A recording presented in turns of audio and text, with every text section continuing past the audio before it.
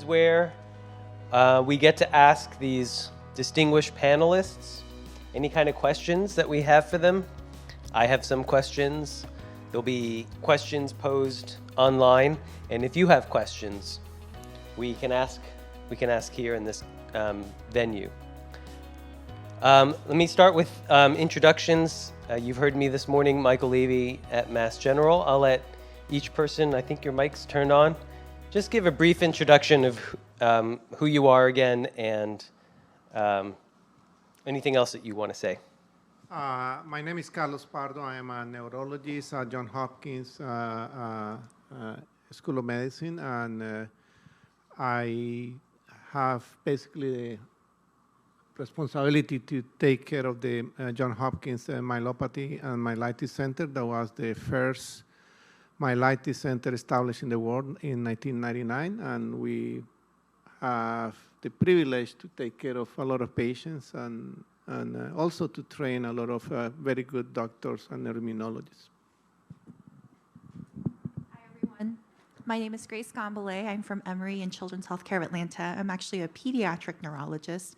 I established the first and only pediatric neuroimmunology and multiple sclerosis center in Georgia, and I get referrals from Florida and South Carolina because there's no one there either. Thank you. My name is Melissa Hutchinson, and I'm also a pediatric neurologist, and I am at Nationwide Children's Hospital in Columbus, Ohio, also affiliated with Ohio State University. And I believe we have online, we have Dr. Flanagan. There he is. I'm here, yeah. Thanks. My name is Owen Flanagan, and I'm a neurologist at the Mayo Clinic. I see patients with myelopathy and other neuroimmune conditions, and I also work in the Mayo Clinic neuroimmunology lab, where we do some testing for some of the antibodies. So, great pleasure to be here. All right, I'm going to start off just pitching a couple of questions to these guys, but again, do feel free to jump in. Let's start with Dr. Pardo. Dr. Pardo, people have all kinds of reasons for spinal cord dysfunction. Some of them transverse myelitis, neuromyelitis optica, a lot of the inflammatory conditions we talked about here today and yesterday. But that's not the only thing that can look like these conditions, right? What other main issue in the spinal cord could mimic these conditions, especially in older folks? Well, Michael, thank you so much for this loaded question. The first thing is, we discussed this yesterday, that we have been using the term transient myelitis. The term transient myelitis has been used in the past 70 years. It was introduced back in the mid-40s and early 50s, and it was always associated with inflammation of the spinal cord triggered by infections. And since then, has been used by many clinicians around the world. And one thing that actually we have encountered in our center, and this is part of a work that we started back in 1999, was a very deep phenotyping of all the patients that were evaluated in our center with the diagnosis of transient myelitis. And when I say phenotyping, that's the word that we use to define a very good characterization of what is going on with the patient. So the clinical phenotyping of all the patients that came to our clinic, for example, in the past 20 years, was recently published, and actually last week it was published, and it's going to be available to you in the sRNA website. But what we learned is, after seeing approximately 1,200 patients with the diagnosis of transient myelitis, is that only 70% of those patients really had myelitis. So that means that 30% of the patients actually didn't have myelitis. In other words, didn't have inflammation of the spinal cord.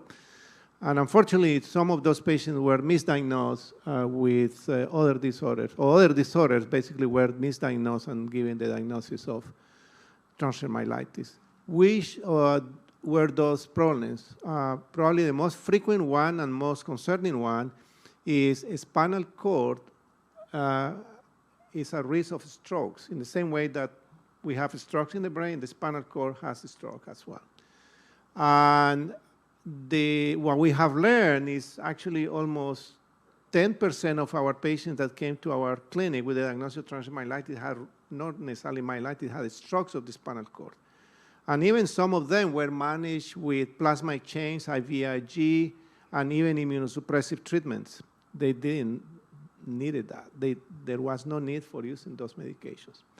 So one thing that we learned is basically we need to be extremely cautious about how to approach patients with acute onset of spinal cord disorders, because in the spectrum of those acute problems is stroke of the spinal cord.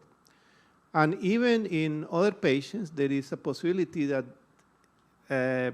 long-term symptoms like happen particularly in men over age 60, those actually may be associated with vascular problems that are chronic in the spinal cord, and those are frequently associated with something that is called dural arteriovenous fistula. Those are abnormalities of blood drainage in the spinal cord. And those actually represented in our experience more than 7% of the cases. So in other words, we have, and we encountered that almost 15–17% of our patients actually had vascular causes of spinal cord disease.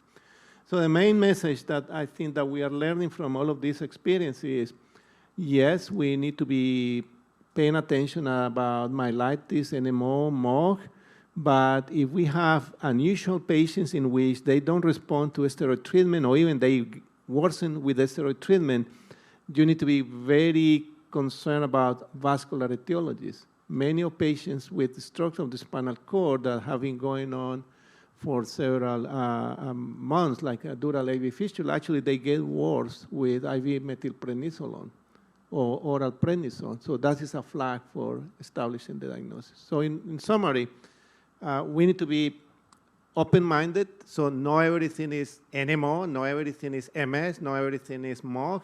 So the clinician is obligated to do a very good characterization of the clinical profile, MRI findings, spinal fluid analysis, as well as blood testing before committing to a more definite diagnosis. I think we need to push on our radiology colleagues to improve the MRIs of the spinal cord. I think that that's a real difficult position that we're put in there.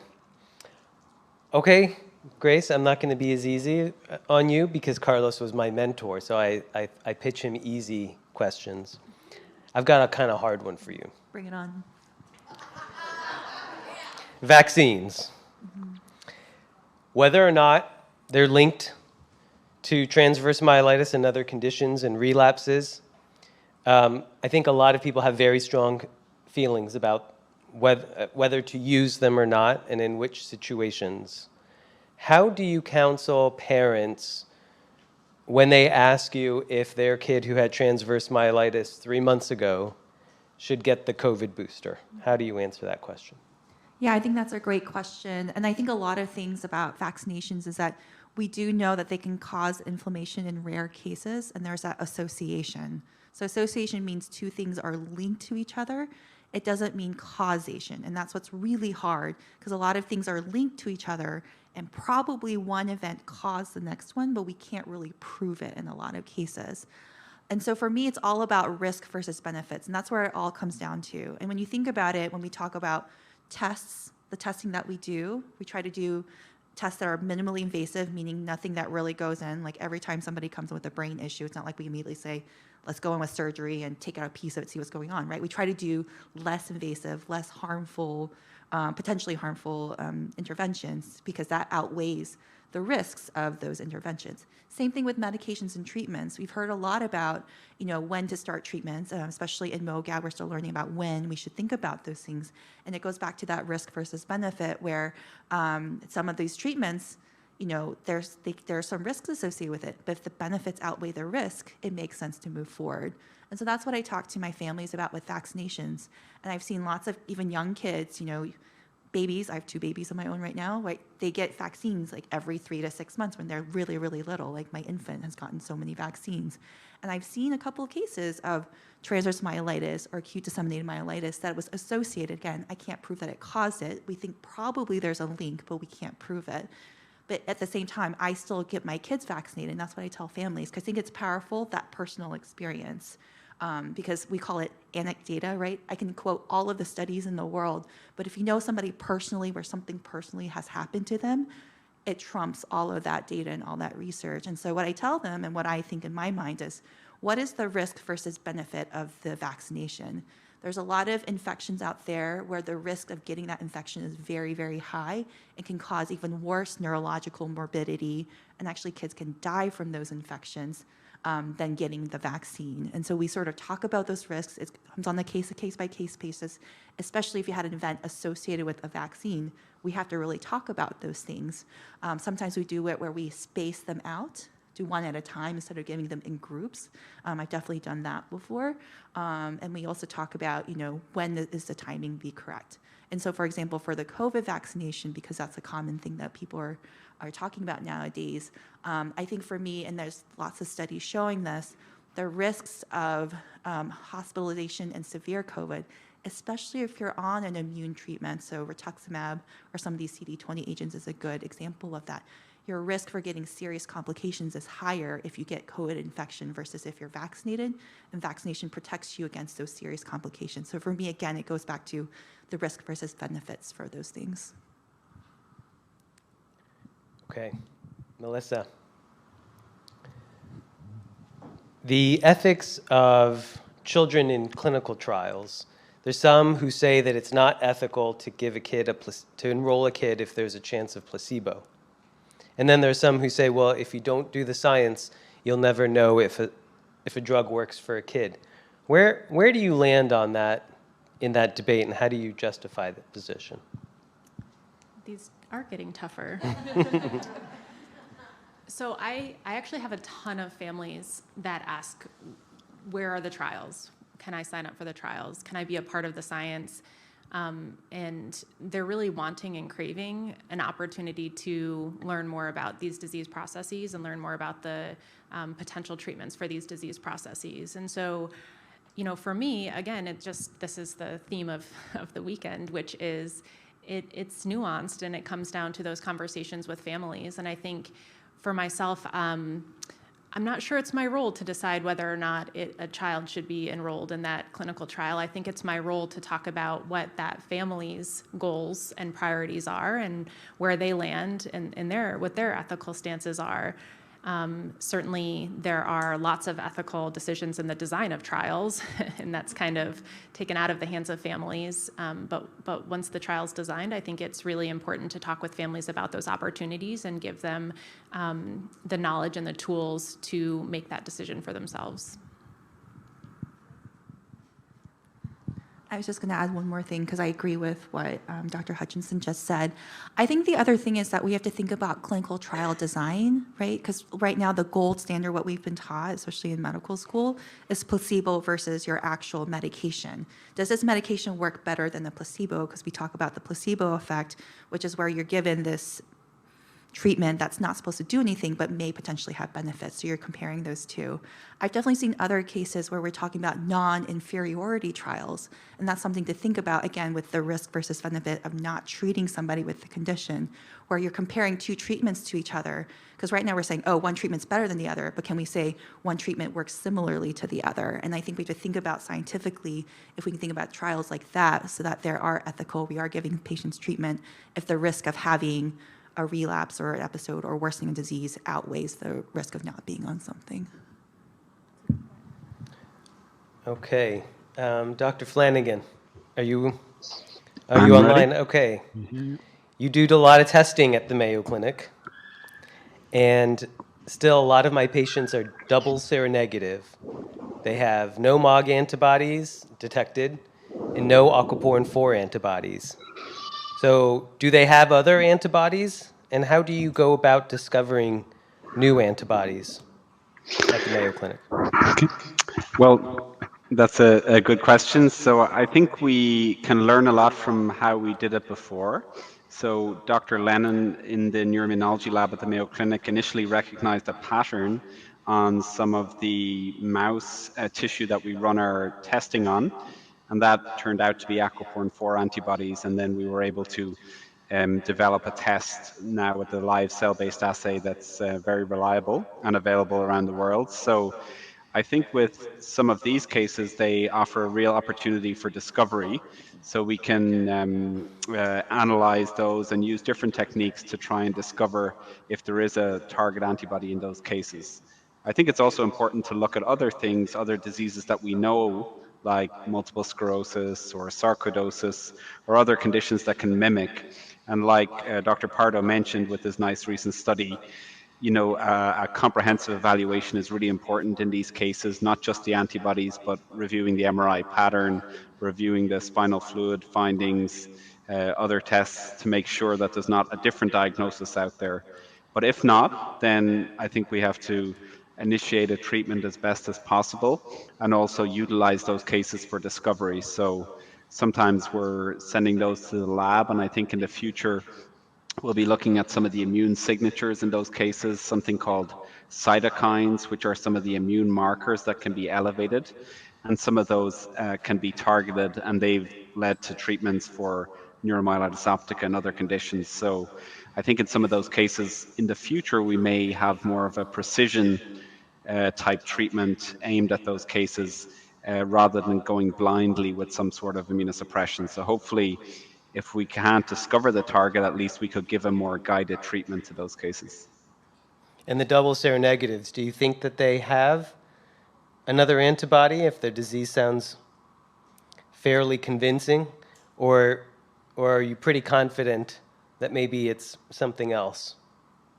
No, I think there's probably other antibodies out there. I think just when you get into that double negative category, there's probably, half of those cases at least that turn out to have something different like sarcoidosis or multiple sclerosis. But there certainly are cases that look really like a double seronegative NMOSD, and they've probably got a different antibody, I would imagine. So it's something more for us to discover. So that's why we get up in the morning every day to try and learn about these things and figure them out. Are there any questions online or from the audience before I go back around so far? There are quite a few questions that are coming in online. One about MOGAD. Is pregnancy related to relapse and or disease worsening? In MOG, let's see, how about Grace? I guess you're asking about pregnancy? I was going to say most of my patients are not pregnant. So this is not something I've come into contact with. Yep. Pregnancy. Carlos, do you want to take this one? Let me see if I understand the question. Is what is the effect of pregnancy on disease activity in MOG? Yeah. To be honest, I have no idea. The reason is we base our observations on basically observational studies, and so far, to my knowledge, there is no any study that have evaluated the pregnancy in patients with MOGAD. So that's the fair answer. But if you like to speculate based on what we experience in other neuroimmunological disorders, pregnancy may have some effects that modify the evolution of immunological problem during pregnancy, but the aftermath of the pregnancy is going to be probably problematic in some way for triggering more immunological reactivity. But again, at the present, to my knowledge, there is no evidence of any observational trial that evaluate the effect of pregnancy in patients with MOGAD. Yeah, we know in MS, pregnancy is helpful, and in NMO, pregnancy is a warning sign that right after pregnancy, a relapse risk is really high. But in MOG, I think the data has not yet been collected. Okay, thank you. I have... Yeah, bring them on. All right. I am an NMO patient, double negative. Is research occurring or in the plans to look into a possible cause for us? Has any research been done reviewing common symptoms or progression of double negative NMO patients? as comparison of aquaporin 4 positive and MOG positive have identified variations? Yeah, I think I'm going to pose this to Dr. Flanagan, but I'm going to start by saying that we've talked a lot about categorizing double seronegative and saying, okay, we're going to develop a trial for these people. And then the question comes up, well, what if there's more than one type of patient in this category? What if there are two different diseases in there? And Dr. Flanagan's going to find the two antibodies, and then we're doing a trial in two different diseases. So I'm inclined to lump them together and to try different therapies, but I want to know what Dr. Flanagan thinks. Yeah, that's it's complicated. I think there could be more than one antibody, like you say, accounting for those cases. So it's a little bit of a challenge to tease out. I think, like I mentioned earlier, looking at some of the immune signatures, like we know with the neuromyelitis optica spectrum disorder that the GFAP, which is a marker of damage to one of the brain cells called the astrocytes, and that tends to increase in the blood with neuromyelitis optica. And if we look at some of those markers across the seronegative NMOSD, we may be able to get a signature and divide them into different categories and then really hone in on which these different diseases are. But for now, I think, like Michael said, we have to kind of take a practical approach and try and treat these patients as best as we can. Unfortunately, in the clinical trials for NMOSD, really the aquaporin 4 positive patients did best with the treatment, and the seronegative patients didn't seem to have as much benefit. So I do think they're worthy of further study, though, and we need to try some sort of treatments for them while we're awaiting these discoveries.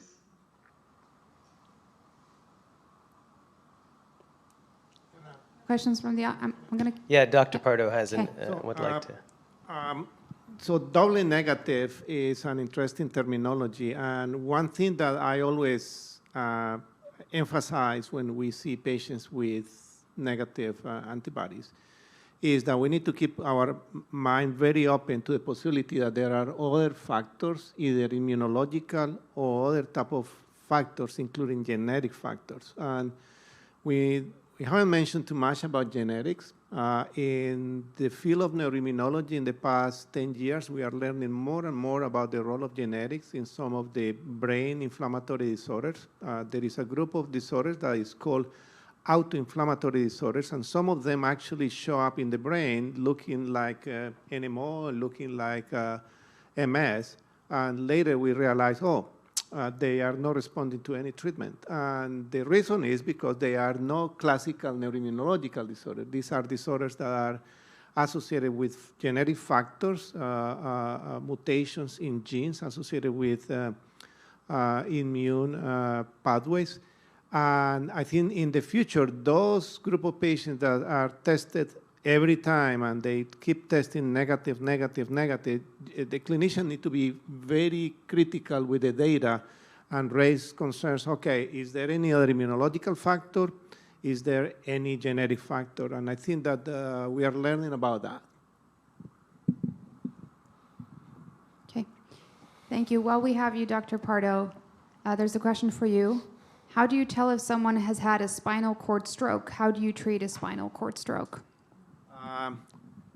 That's a very interesting question, difficult question. So we have identified the clinical profile of patients with spinal cord stroke. So vascular myelopathies can be divided in two major groups. Those ones that show up acutely, and those are the acute strokes, and those ones that may evolve chronically. Those are patients, as I mentioned before, that are predominantly men above age 50 that develop chronic symptoms, weakness, and sensory problems, bladder dysfunction. It looked like a myelitis, it looked like a myelopathy, but these keep progressing over months, and eventually they can get even paralyzed.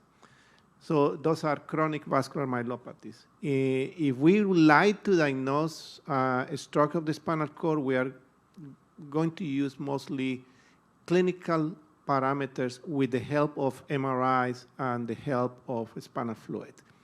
So one thing that we have found is the patients with a stroke of the spinal cord that happen acutely they have very interesting characteristics. First, they show up in a very hyperacute manner. In other words, these are patients that develop symptoms in a matter of minutes, hours, and in 3 hours are paralyzed, quick, and they reach basically a plateau and they are completely paralyzed. Second, those patients, the initial MRI may be negative, but if the MRI is done 3 or 4 days later, the MRI is going to show a lesion.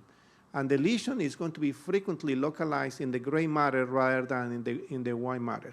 And frequently, those patients don't have enhancement in the initial stage of the spinal cord damage. The third feature that is very frequent is if the spinal fluid analysis is done early, spinal fluid is going to be normal. And you may have experience, or some people have experience, say, oh, my spinal fluid was normal at the beginning, and my symptoms were very quick, and my myelitis is not getting better. Well, that is not myelitis, that's a stroke. So in other words, to diagnose a spinal cord stroke, you need to combine in an equation, first, the clinical profile, second, the MRI features, third, the spinal fluid analysis, and fourth, it's extremely important to go and take a look anyway of the markers that we already recognize for myelitis, like NMO, MOG, or even rheumatological markers. So the clinician need to be very critical about that approach.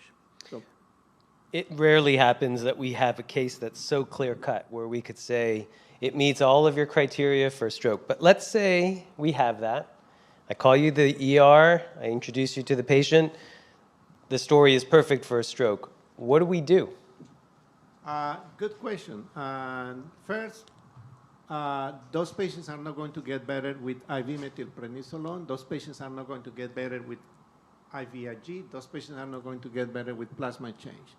What they need, unfortunately, they need is to get in a very stable situation. For example, frequently patients with strokes develop an important spike in blood pressure. They develop blood pressure that go to 200 over 150. So the clinician should avoid fighting the blood pressure. And this is something interesting because unfortunately we have seen the opposite, that patients come to the ER, the clinicians see, oh, blood pressure is 220 over 100. They don't realize that they have a spinal cord stroke and they start pushing the blood pressure down. Big mistake, because by pushing the blood pressure down, the perfusion of the spinal cord is going to be decreased and the spinal cord stroke is going to worsen. So yes, we don't have too many tools to treat spinal cord strokes. And unfortunately, the tools that we are using for treating strokes in the brain are not useful at this moment for spinal cord stroke. I mean, we don't have the luxury to do interventional angiography to do thrombectomies because the technology is not there, and we still have no expertise in doing very good procedure for that. So we are at the mercy of management to avoid complications. So in other words, don't push for things that may worsen strokes, like IVIG or plasma exchange in those cases. No one's done clot-busting drugs? At this moment, there is no experience with that. And probably an important aspect of future management of spinal cord strokes is to come with better avenues to treat those patients. Okay. This is a MOGAD question. To date, longitudinal studies indicate that no maintenance strategy is 100% effective in preventing relapses in pediatric MOGAD with multiphasic phenotypes. Are there any updates on this front? Are there any current clinical studies that look promising? Grace and Melissa, how about you guys? What are your favorite drugs and what do you think is on the horizon? Yeah, I'll start. As I say, my usual go-to is IVIG. Luckily, in the state of Georgia, most insurance companies actually now have MOGAD as an approved therapy for IVIG, so it's less fighting for me for the insurance companies. That being said, I will fight the insurance companies because in my experience, IVIG seems to work better than some of the other agents. I have actually really good success with Cellcept also, mycophenolate mofetil, which is a by-mouth medication. My patients do well with that. I have a couple patients who are on rituximab, but rituximab's hit or miss in MOGAD in my experience. And then we've had a couple patients who needed tocilizumab, which is an anti-IL-6, blocking IL-6, one of the cytokines. So far, my patients are doing well with those therapies. I haven't needed anything else, but I'm looking forward to Dr. Levy's trials, including the 12 to 17-year-olds who are technically still pediatric patients, because I think those are going to be very important studies. And same thing like we do in the MS world, right? We trial these drugs in adults first, and then when we know that it's safe and effective in adults, then that's moved on to pediatric studies. So that's my hope, is that thank you for the adults who are part of the studies, and then you're paving the way for children to be able to receive those therapies too. I'm not sure I have much to add to that because that's been my experience as well. IVIG is our go-to and our mainstay. Certainly, as we learn more about the presenting symptoms in MOG and the clinical phenotype upon presentation, I oftentimes don't hesitate to give IVIG even with the acute steroids up front if it's a classic presentation that the imaging and the story and the exam really seem like it's going to turn out to be MOGAD. Certainly patients that improve over time and then have another relapse, I talk about upfront about being on monthly IVIG, because I think that's where the literature supports right now. And again, I'm also looking forward to the trials in pediatric patients, because my patients are asking about those trials and trying to understand what other options could be coming down the line. Let me just ask a follow-up question. Melissa, you mentioned you're collecting data on cognitive function. I have a lot of MOG patients who are stable on IVIG. They're not relapsing, but they're still really tired. They've got tons of MOG fog. Thank you, Julie, for coining that. And kids are not doing as well in school. What is that? Is that the IVIG? Is that the trauma of going to the hospital? Or is that the actual biological process? What is going on there? So we certainly see this exact same thing, and Dr. Wilson, who's in the audience here today, is our neuropsychologist in our clinic that does neurocognitive screening and testing for all of our patients that come to our neuroinflammatory clinic, and we're seeing the same. I don't know what that is exactly, and I think it's a little bit of everything. I think it's some of the inflammatory process in the brain. I think it's some of the medications, some of the medical trauma, and this is happening at a time of rapid neurodevelopment for these kiddos. And I think that's what we're interested in learning about and trying to understand and describe through our data that we're collecting in our clinic is really what is the profile, what is the neurocognitive profile when this happens at 2 years old versus 6 years old versus 17 years old, and how does that impact our patients' learning and development at different ages and stages of growth and development. We are also pairing that with neuroradiology studies and trying to look at structural and functional changes of the brain and the pathways of the brain and how that relates to their neurocognitive profiles as well. So, certainly there's a lot to learn in this arena, but I think that is certainly the experience of our patients. Thank you. Another question. How is the research going for inserting cells into spinal cord to regenerate myelin? Where is Dr. Greenberg when you need him? Dr. Greenberg has been preparing a trial with stem cells in the spinal cord for as long as I've known him. And I think that it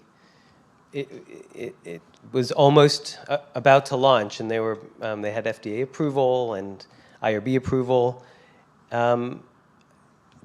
Carlos, do you have some experience with? To answer the question, the clinical trial that actually sRNA is participating as a sponsor is almost ready to be initiated. This is a safety trial. In other words, is a trial in which there is going to be an assessment to see if those cells are safe to be engrafted in the spinal cord.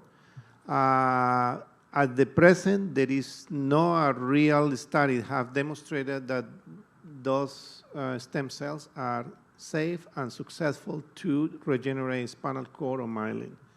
So what we are learning is from animal models. The animal models, again, there are some studies that are very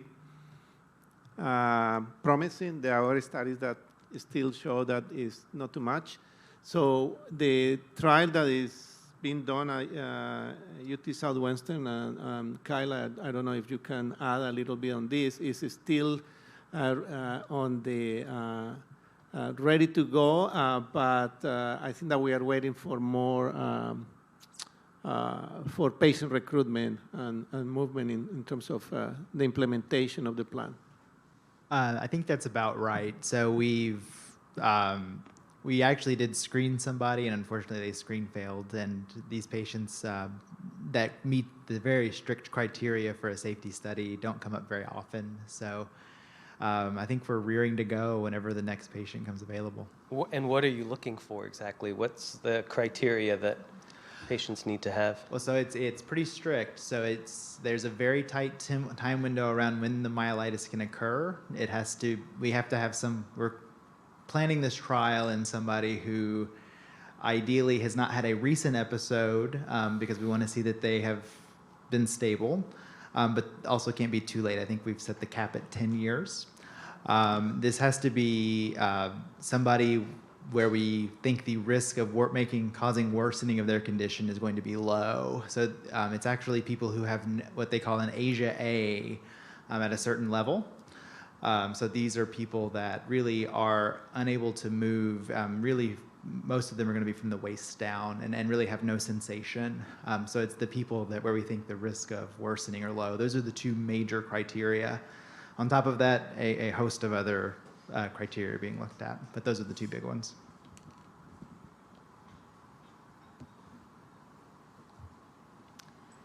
Dr. Flanagan mentioned sarcoidosis earlier. I have TM and have also had a positive blood test for sarcoidosis. I also have lupus.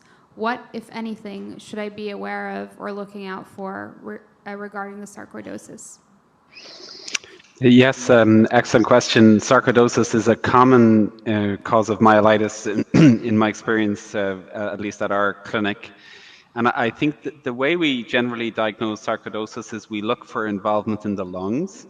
So sometimes that involves a CAT scan of the chest, or even sometimes a PET scan, which looks for glucose or sugar uptake within the lungs. And then usually we have to confirm with a biopsy where we would take a sample from the lungs and look under a microscope for a particular pattern of inflammation. Because usually we don't like to go into the spinal cord, although on occasion we have had to do that when we were concerned if there was a tumor or something else. So usually it requires more than a blood test and will require those additional tests to confirm that. It's complicated here in the setting of lupus and other conditions should be tested for in that situation, like aquaporin 4 antibodies, and even the lupus itself can associate with myelitis. So it's difficult to comment on the particular case, but in general, the approach to sarcoidosis is to try and find it in the lungs and demonstrate that with a type of biopsy that often a pulmonologist has to put a camera down into the lungs to take a little sample, which can be done safely and easily, but that's the best way to diagnose it. Can I make just one quick comment on the MOG in pregnancy? Because there was a study from France. I just was looking back up there to remind myself, and it looked like that there was a reduction in the frequency of relapses during the pregnancy period, but they didn't notice any rebound after pregnancy, which was different to the aquaporin 4 where there was a rebound. That was a small number of patients, so I think our data is still pretty small for MOG, and we're trying to learn more about pregnancy. But there was one report from France published in the Neurology 2 journal.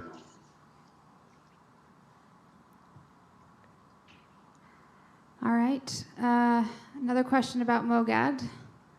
MOGAD patients are frequently evaluated with EDSS, which was designed for MS and puts a lot of emphasis on mobility. Is there a better suited disability skill for MOGAD with a more balanced weighing for cognitive disability?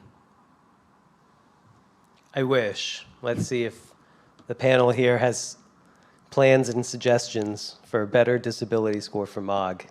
Yeah, I think this is the complicated thing for all neuroinflammatory diseases, that we know there's a lot of cognitive problems that's not as well captured with the EDSS. The EDSS score is great so that you can train people to do it. It can be done relatively quickly, and it's an objective, so you turn symptoms and exam into actual numbers. One of the things we've been exploring is that there's a couple of other tests that people have used. So SDMT, which is a single-digit modalities test, is more commonly used in MS. But basically what happens is that you have a picture of different symbols next to numbers, and they give you these symbols in a row. You have to look at it, and you have to decide which number matches the symbol. And it's supposed to be a similar profile compared to your 4-hour neuropsychological testing that tests all those things. The challenge with that is that A, it's age limited, right? So I'm seeing a ton of kids who don't even know how to pick up a pencil, much less write, much less be able to match these numbers. And B, what if you're not able to physically write or physically speak to be able to do those things? So one of the things that we've been exploring is that there's a test called the Cognitive and Linguistic Scale, or CAL score. It was actually developed at Kennedy Krieger by Beth Slomine for assessing consciousness, language disorder, and cognitive ability in patients with who have very low, they're not responsive, sort of in a coma-like state, pretty much. It's still a little bit longer than your typical EDSS score, so it does take about 30 minutes. You have to be trained to do it, but it's shorter than your 4-hour neuropsychological test, and really captures a lot of these things in patients who aren't able to participate in some of these other cognitive testing. So I'm hoping that that'll yield some more information about the cognitive profile for these patients. Yeah, the EDSS long-term for most MOGAD patients is like 1 or 2, which is barely any disability. But then you talk to the patients, and they have all these disabilities, and they can't work, and they can't keep their eyes open, and it's just not reflected in the EDSS. It's a tool that desperately needs to be revised for MOG specifically. Yep. Yep. Carlos. So actually, the National Institute of Health, NIH, has in a group of resources that they have, something is called the tools, the NIH tools. And one of the emphasis that NIH is making for many of the research studies is try to unify and standardize approaches for testing different disorders. In other words, there is no need for generating a specific test for MOG or a specific test for NMO. And one of the emphasis, the NINDS, that is the National Institute of Neurological Disorders, and NIH, is try to adapt some of those tools already to implement the assessment of patient, pediatric and adults, with those tools, so we can compare and use the same tools across. So if you are applying for an NIH grant, as we always do, they are asking us to use those tools. So there is no need for creating tools for any disease, neurological disease. All right, this is another question. It came up earlier, but I think it's always good to perhaps repeat, as some of our online audience lives across the globe and might not be awake. But this is a TM question. I'm on the highest doses of mixed medications for TM, but nothing is working. My pain management doctor won't give me opioids. She says it will make my pain worse in the long run. Should I try opioids for my TM pain? I'm very disabled because of the high pain level. Oh, this is a difficult one. Dr. Flanagan? Thank you, Michael. Directing me. I think, nerve pain from myelitis is unfortunately very common and really disabling for patients, and can really impact their quality of life. So I think it's really important to try and focus on that. There are many different approaches and neuropathic pain medications that are available that can be utilized, like gabapentin, pregabalin, also known as Lyrica, duloxetine, also known as Cymbalta. So in general, we try to utilize those types of pain medications because in the long run, I think the physician is probably right that the opioids are going to cause problems and can cause issues with tolerance, addiction, and additionally can cause a kind of rebound of pain too. So There are other approaches. There are stimulation type approaches. There are spinal cord stimulators. If spasticity is a big issue, then spasticity medications like baclofen or tizanidine or even a baclofen pump can be used. So I think getting a good pain specialist and looking at a multimodal approach in terms of medications, stretching exercises, non-medication approaches, and stimulation approaches is probably the best way forward, rather than moving towards opioid, which can also cause worsening constipation and other issues as well, which are also common in myelitis patients. So I try to avoid opioids in my patients too. Okay, thank you. Another question. What are the upcoming trials with aquaporin 4 positive in an MO? I have a neurogenic bladder and an indwelling suprapubic catheter. I'm on mibrethic and receive Botox injections regularly. I'm also on baclofen, tizanidine, and oxcarbazepine for spasticity and clonus. When I'm not on the last three, I use an intrathecal baclofen pump. I'm getting chronic recurring UTIs that are needing IV antibiotics each time. I've tried all of the known preventatives and none work. I don't get systemically symptomatic from the infections. They cause increased spasticity and spasms that can't be controlled with medication. What can be done other than a radical cystectomy? I'm going to kind of reframe that question a little bit and ask Carlos to talk about the approach at Johns Hopkins when you come to clinic of having access to multiple different types of providers all in the same place. Urologists with neurologists, with neurosurgeons, and having them all together and discussing these cases. Can you talk a little bit about this type of approach and how you found it to be? Yeah, so first, the question is coming from a patient who has a very complex and difficult situation, and many of patients with myelitis may experience that. Patients with increased spasticity that are already on several medications for spasticity plus a baclofen pump, that means a lot.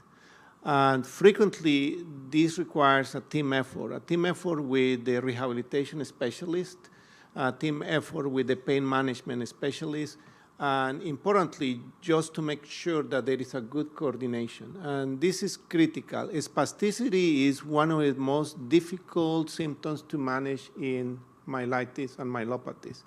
So I think that we need to combine different strategies. The first and most important strategy is to have a very good plan of physical therapy rehabilitation that address those issues, because there are several approaches to manage spasticity from rehabilitation point of view.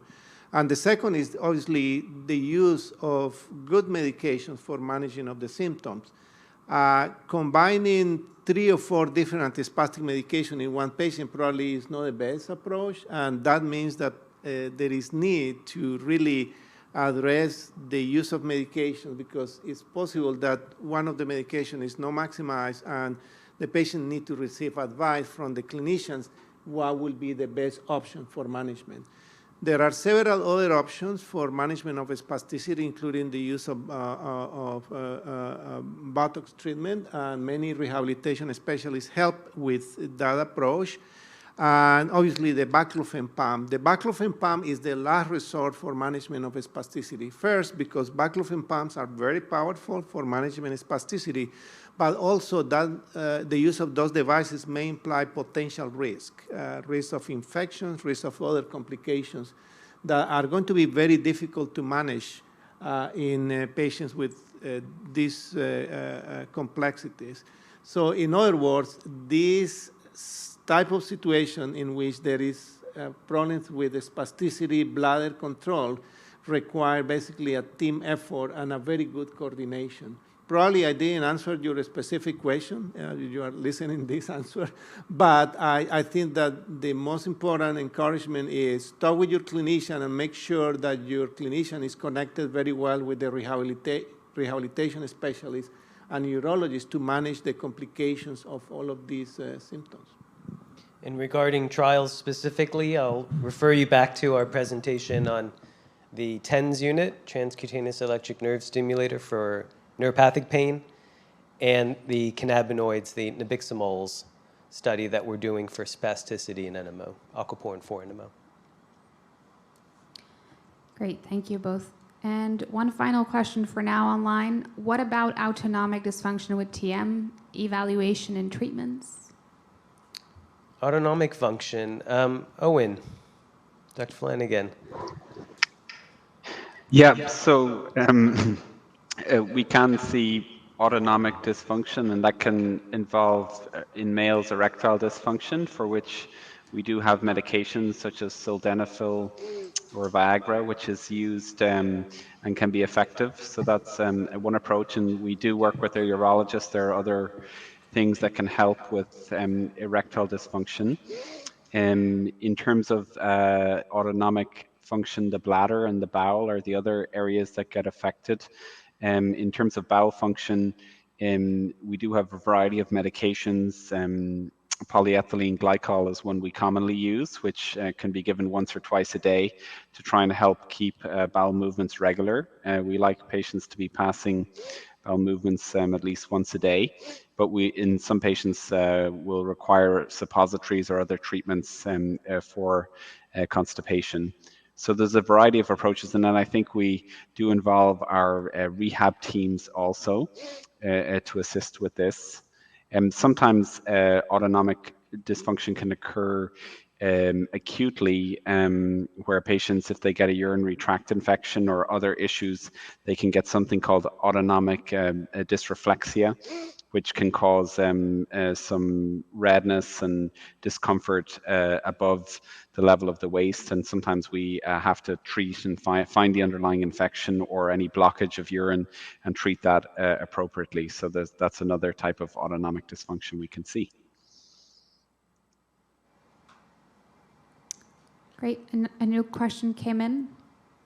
My mom was diagnosed in 2008 with TM. She recently had a UTI. Shortly thereafter, she came down with conjunctivitis, herpes on the lips, and rash across the forehead that have lasted weeks despite standard medications. Could this be a result of a relapse triggered by the UTI? Let's see. Carlos, do you want to take a stab at this one? It sounds a little bit like zoster, but I'm not 100% sure. Do you maybe want to repeat the part about the rash? So mom was diagnosed 2008 with TM. She recently had a UTI, and shortly thereafter, she came down with conjunctivitis, herpes on the lips, and rash across the forehead that have lasted weeks despite standard medications. Yeah, it looked like the rash on the head that lasts for several days may be related with some herpes-related infection on the skin. That may be herpes type 1 or 2, or maybe varicella zoster, the virus that produces shingles. If that was painful, it's extremely urgent that the patient be seen by the primary care doctor, because that's a treatment situation. I mean, we need to treat shingles, and we need to treat this type of infections quickly because they may worsen. Let's say that was not the case. So the question is this a relapse of transient myelitis that happened many years ago? The answer is probably not. And if there was no any other neurological problem that emerged during that period of skin reaction and infection, I don't believe that the patient need to be concerned for a relapsing of myelitis. But remember, as we get older and older, we are susceptible to viruses like shingles, and that actually brings the important issue that after age 50, 55, and every patient that has been treated with any immunological medication need to be vaccinated for shingles. Those vaccines are very safe. The new version of the vaccine that is given is very safe and is needed. Otherwise, patients are going to be in a higher risk of developing shingles. That is a very difficult, painful complication that may emerge in the setting of many treatments that we use, like rituximab or Ocrevus, or many of the B-cell derived therapies, or many of the immunosuppressive therapies. Can I just add to this conversation? I'd like to highlight these are two really good examples of what we were previously talking about for transitioning pediatric patients to be prepared to take care of their health care as adults. And these are two really good examples of things that we need to be educating our adolescents about as far as side effects or emergencies that can happen. So patients that have had TM obviously are at risk for things like autonomic dysreflexia, and they need to understand what those symptoms are and then what to do about those symptoms. And so part of our transition process is to teach patients about their risk factors for emergencies such as autonomic dysreflexia, and actually create a letter for them to be able to provide to an emergency room wherever they may be living at that time, based on what their diagnosis is and what their risk factors are for something like autonomic dysreflexia, and then what to do about it, what that clinician in the emergency room can do urgently to help them. And I think that's something that we educate parents about quite nicely in the times in which pediatric patients are diagnosed, but that's a very clear example of what we need to be then transitioning adolescent patients to know about. And I think a second example is your risk factors for infections while you're on these immunosuppressing medications, and that if you have symptoms, if you have a fever, you need to be calling your primary care doctor. You need to be looking for rashes. You need to be looking for signs and symptoms of infection and urinary tract infections, which is another piece of education which we do a great job educating parents about when their children are diagnosed, but then we have to kind of pass on to educate the adolescent about during that transition time. Can I ask you a question? And actually, I love to hear the word transition. And this actually, I have experienced this question frequently is, what is the best approach for parents when kids are reaching age 18 and then they are struggling to find another provider? So can you expand on your concept of transition care? That is extremely important for us. Sure. Yeah. Absolutely.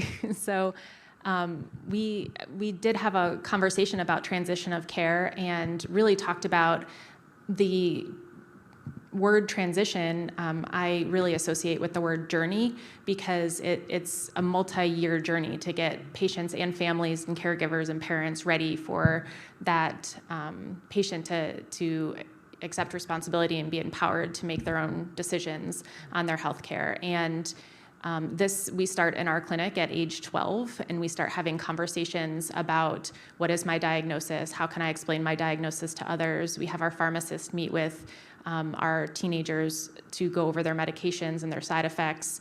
And all of these conversations are happening with parents and caregivers as well, so that we can clarify understanding of what does mom and dad do for you right now in terms of making appointments and refilling medications, and how are you going to go about doing that, and what are the skill sets and toolbox that you need to have in order to assume responsibility and feel empowered to be making these decisions.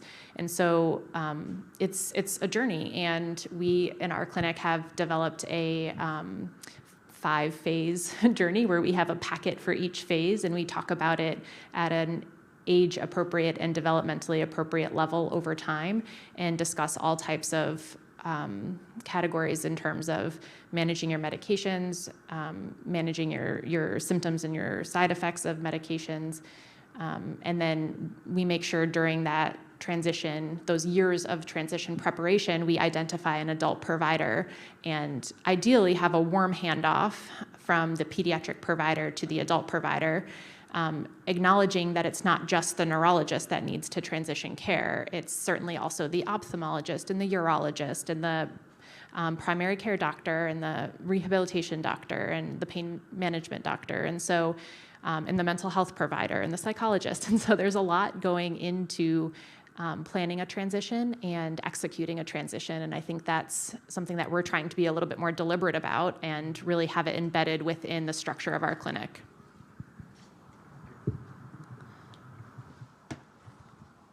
I think there's a question in the back. I don't know if we have a microphone.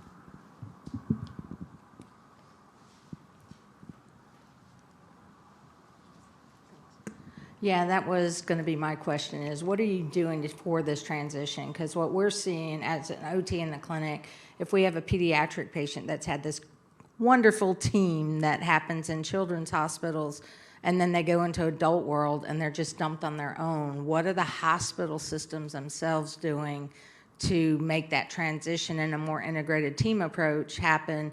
Because I'm just not seeing it. I think you're articulating the challenge that we've all seen happen, and what we're trying to do on the pediatric side is build that patient's toolbox and skill set and know-how in order to feel empowered to advocate for themselves and to know what they need of their adult providers and make sure that they have identified adult providers in all of these areas, and they're not as integrated. And sometimes they're at various healthcare systems in that same city, or a combination of community providers and at academic medical centers, for example.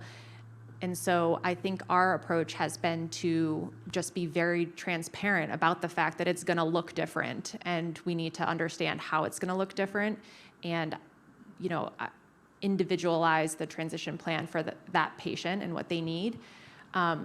We are certainly trying our best to set patients up with an adult provider over at OSU, actually, because we have a relationship with OSU, from Nationwide Children's to OSU. Certainly that doesn't exist everywhere.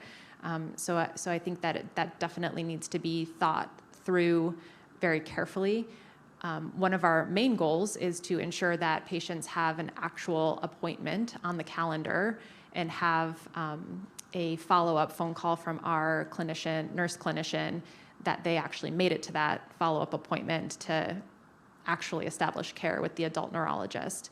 Because certainly we can all lay the best plans out, but if they're not carried through and if it doesn't happen in the way we anticipate it to, then certainly that's not a success. And so there's a lot that we're trying to do to prepare children, but I think you're right. I think it's certainly a challenge that we all need to be thinking more about.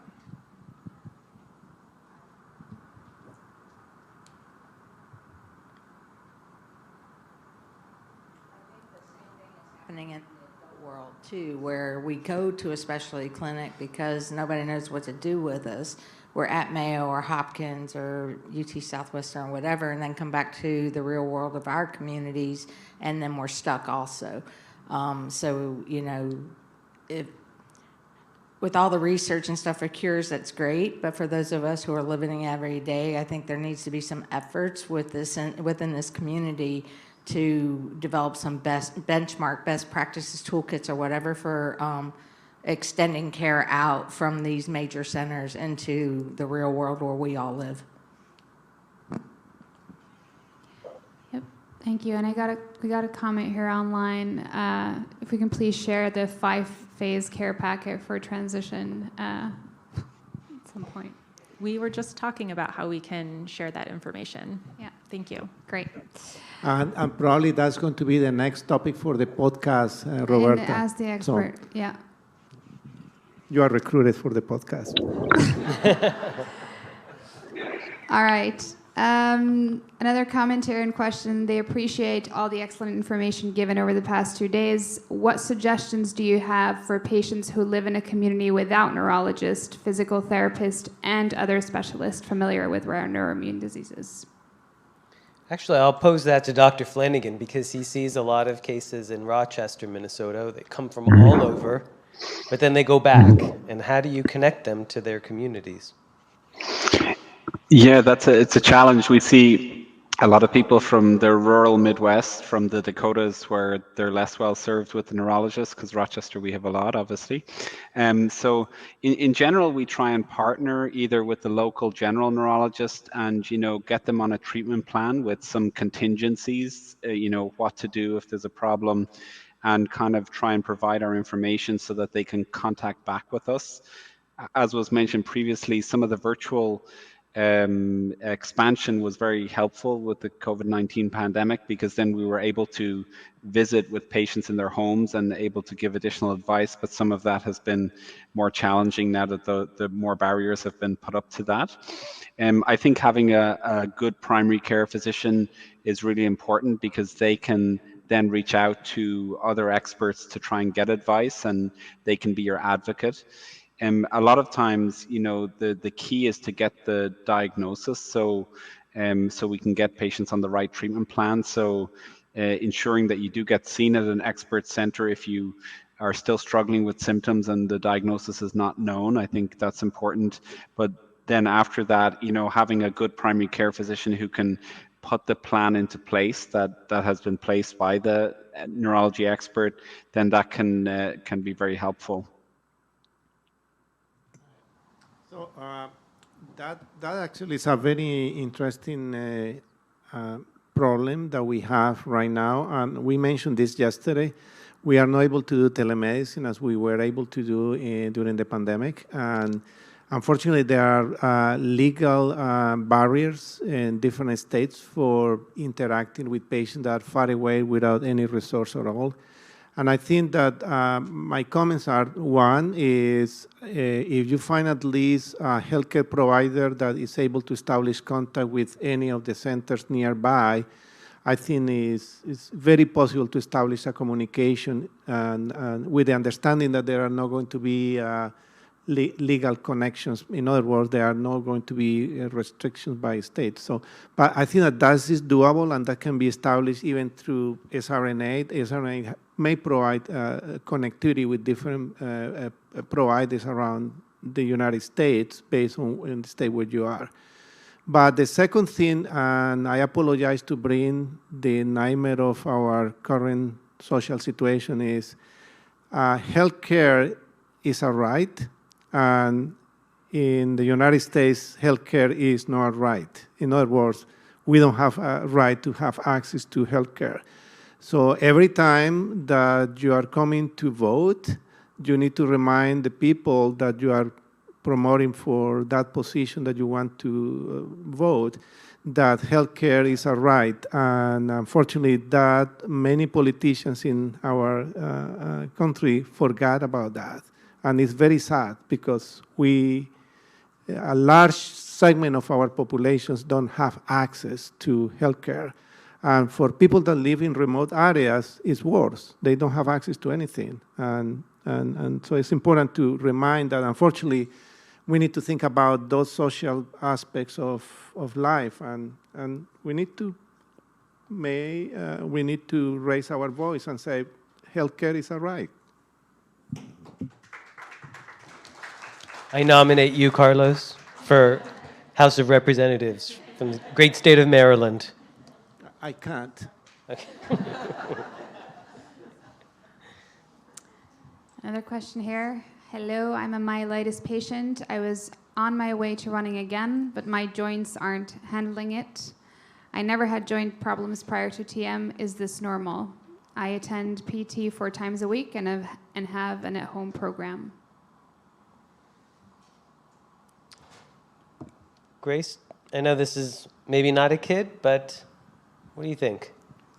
Yeah, I think that that can happen. And I think the first thing is like trying to figure out the cause for the joint issues, because a lot of patients with myelitis have overlapping other rheumatological causes, especially. So rheumatoid arthritis can be a thing, lupus can be a thing. So I think assessing for what's causing it is going to be number one. And number two, figuring out the situations that you're in where your joints are causing problems. So now we're starting to get into colder weather, and for a lot of people, the weather really affects your mobility and affects pain and all of those things. And so I think you have to figure out if there's situations that make it easier on your joints versus others.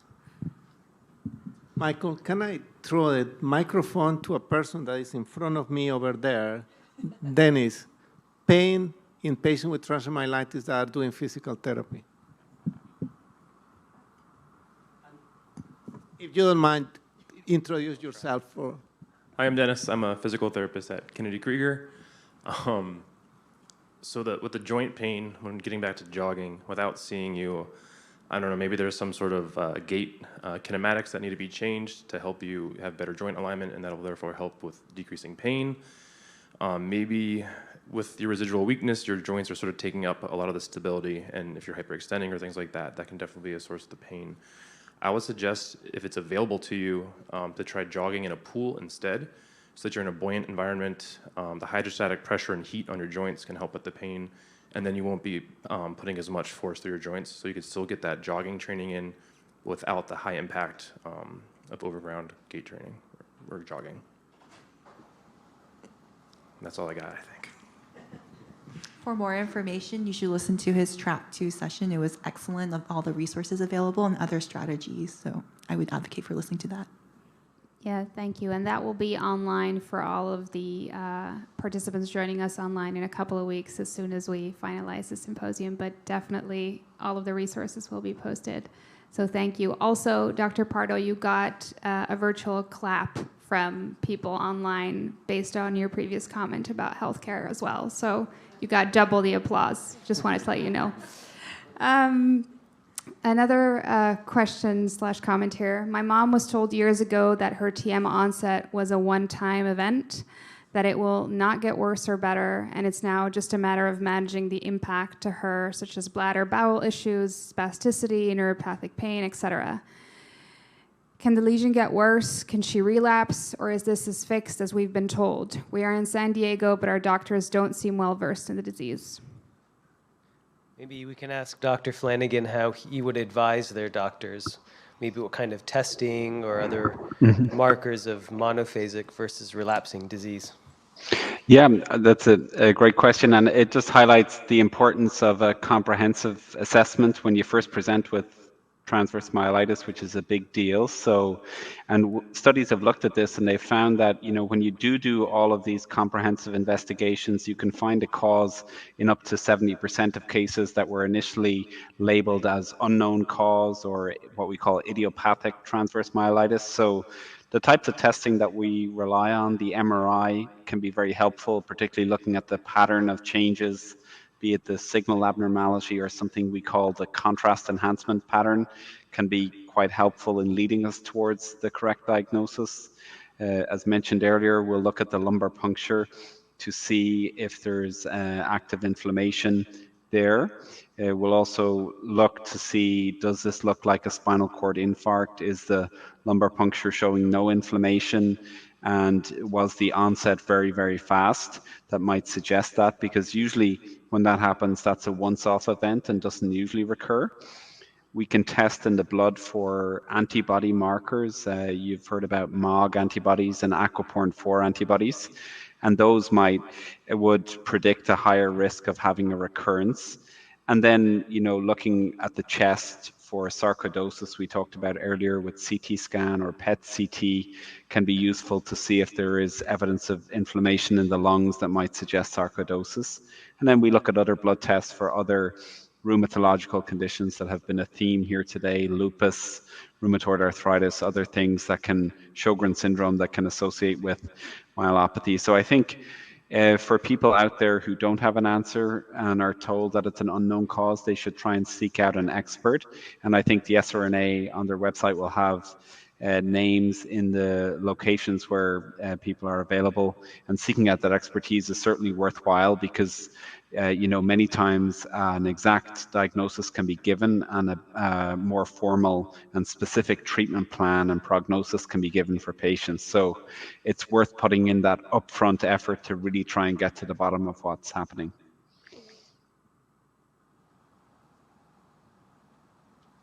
Should I keep going? Please. Oh, there's a question from the audience. Yeah. From the in-person audience.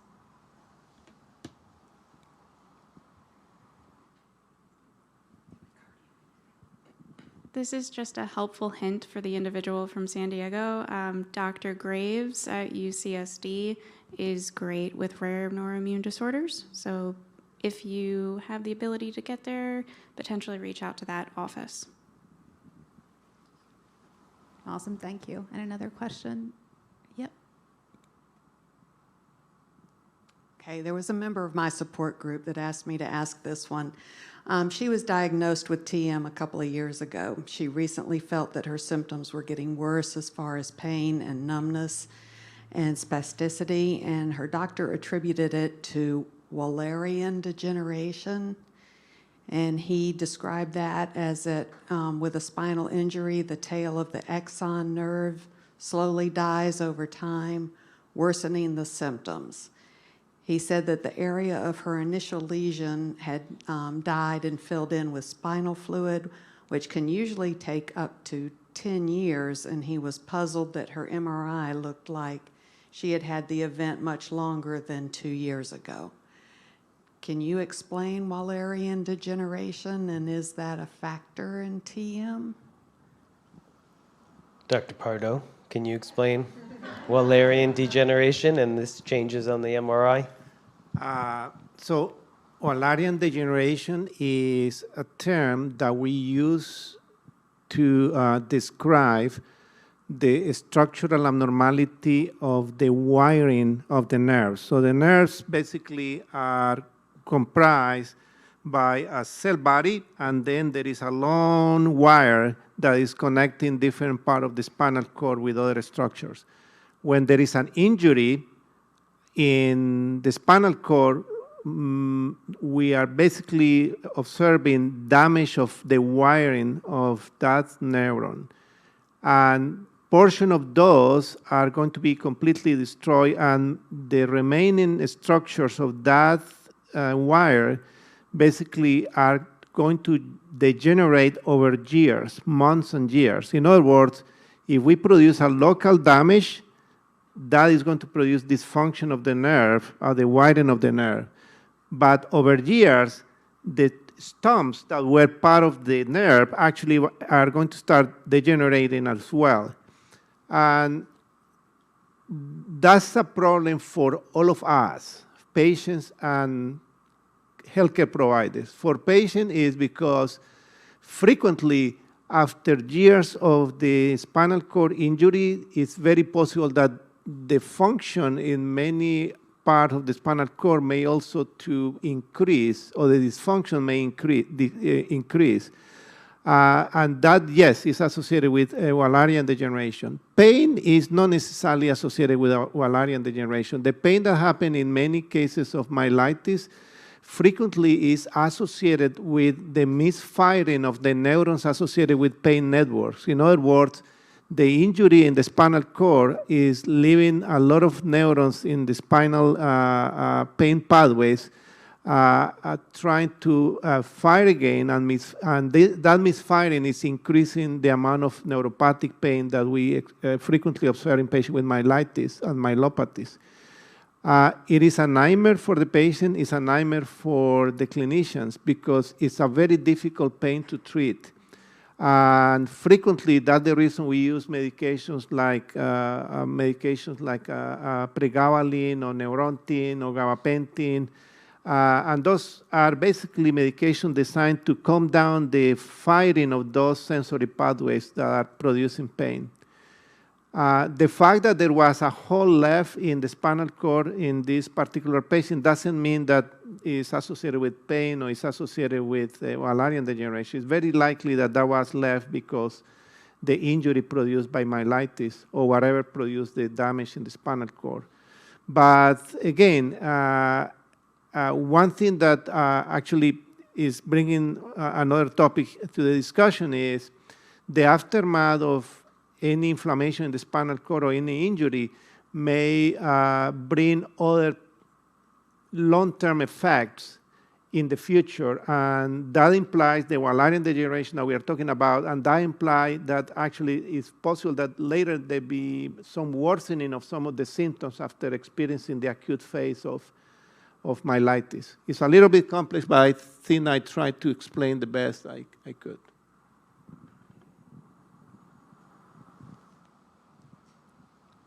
Just going back to vaccines a little bit, regarding the shingles vaccine we talked about earlier, is this recommended for patients who have never had chickenpox, confirmed by blood test ordered by neurologists that have never had chickenpox?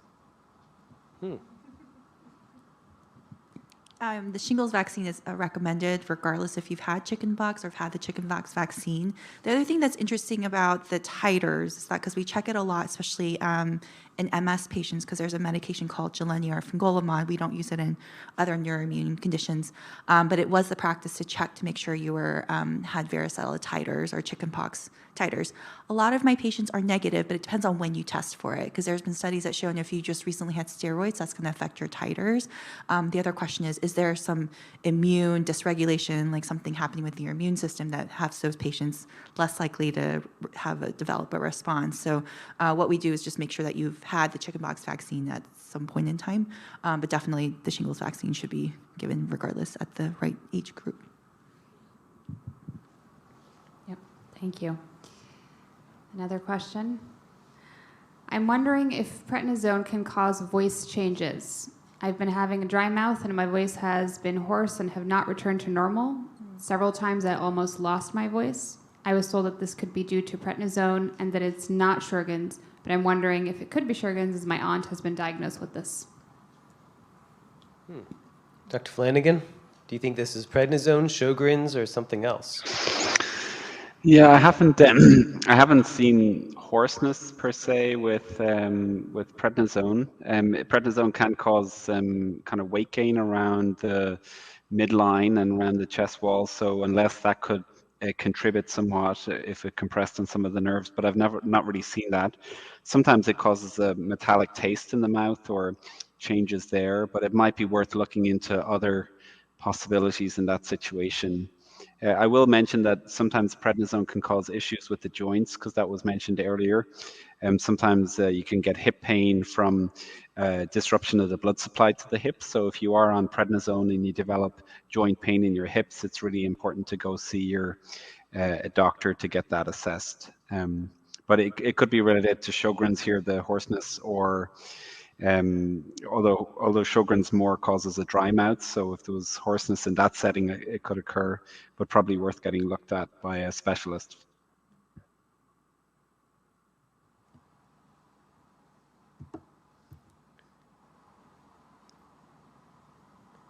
Wow, we've answered everyone's questions. That's amazing.